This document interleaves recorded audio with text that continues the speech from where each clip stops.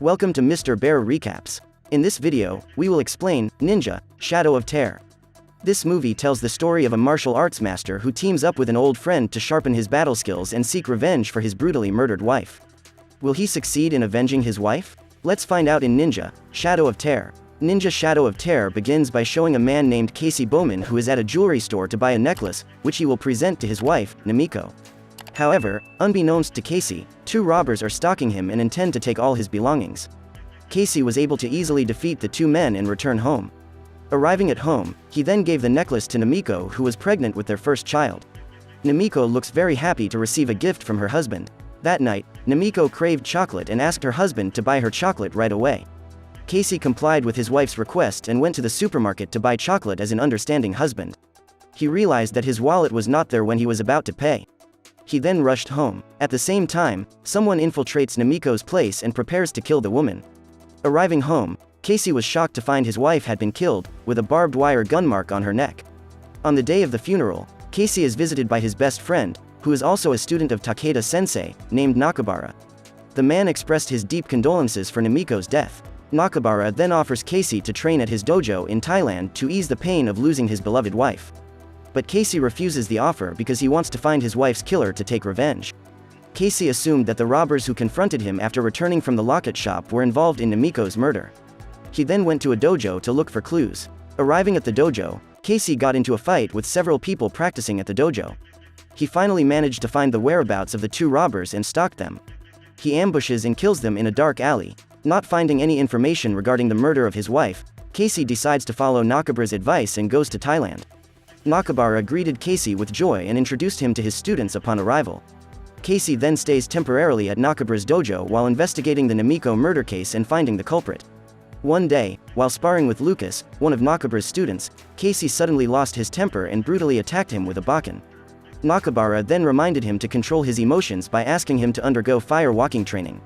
But Casey stopped halfway because the memories of Namiko were still etched clearly in his mind. To get rid of his boredom, he went for a drink to a nearby bar and got into a fight with some drunken customers. The following day, Casey, feeling unwell from the alcohol the night before, was about to pick fruit in the garden. But Lucas, who realized this, took the initiative to replace his duties and asked him to rest. Casey thanked Lucas and immediately returned to his room. In his bed, Casey slept restlessly, as if his trained instincts were warning him of something bad to come. Sure enough, Casey got word that Lucas was found dead in the garden and he was killed by the same barbed wire weapon used on Namiko. Casey talks about this to Nakabara, who knows that the barbed wire weapon is very identical to Guro.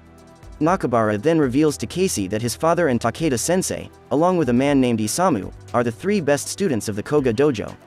When their sensei died, Isamu challenged Takeda to rule the dojo. Takeda managed to kill Isamu in battle and was appointed the grandmaster who would lead the dojo. Isamu's younger brother, Guro, witnesses the fight and vows to avenge his brother's death, even if it takes 3 generations. Currently, Guro is the leader of one of the largest drug cartels in Myanmar. Nakabara then urges Casey to return to the United States because Takeda's son-in-law makes him one of Goro's targets. Instead, Casey asks Nakabara to help him find Guro, who has been so protected in Myanmar that even the authorities bow to him.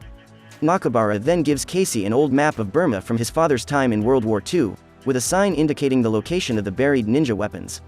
After thanking Nakabara, Casey immediately headed to Myanmar, where he met a very friendly taxi driver named Mike, who drove him to an inn. Casey began to prepare everything, such as various ninja weapons and deadly poison.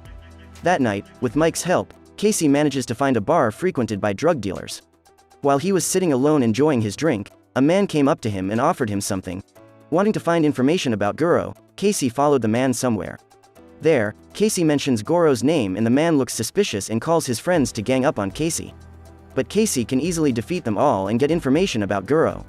When he returned to his hotel to rest, the police who had conspired with Guro raided Casey's room and intended to arrest him for being an American spy.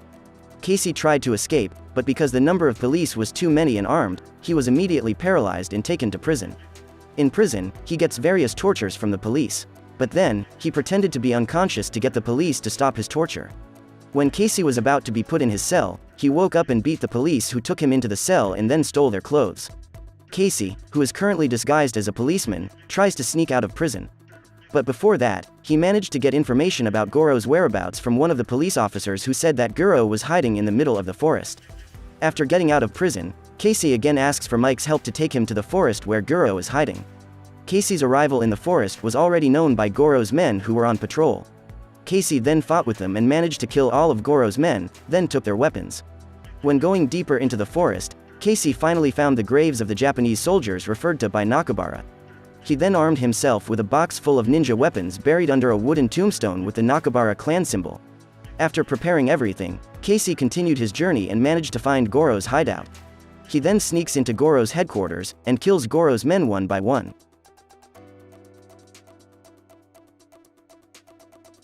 After that, he blows up the base and confronts Goro's bodyguard and right-hand man named Myatt.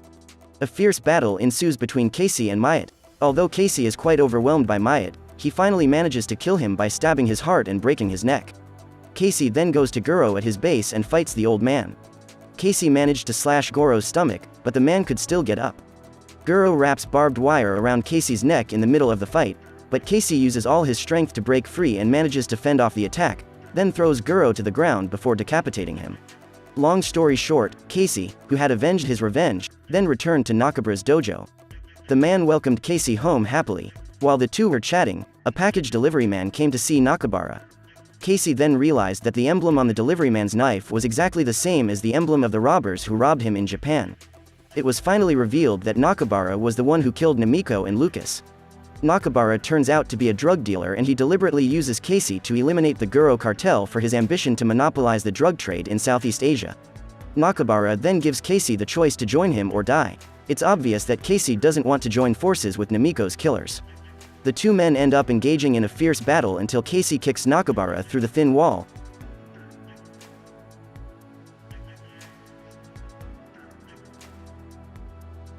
revealing a room full of ancient artifacts.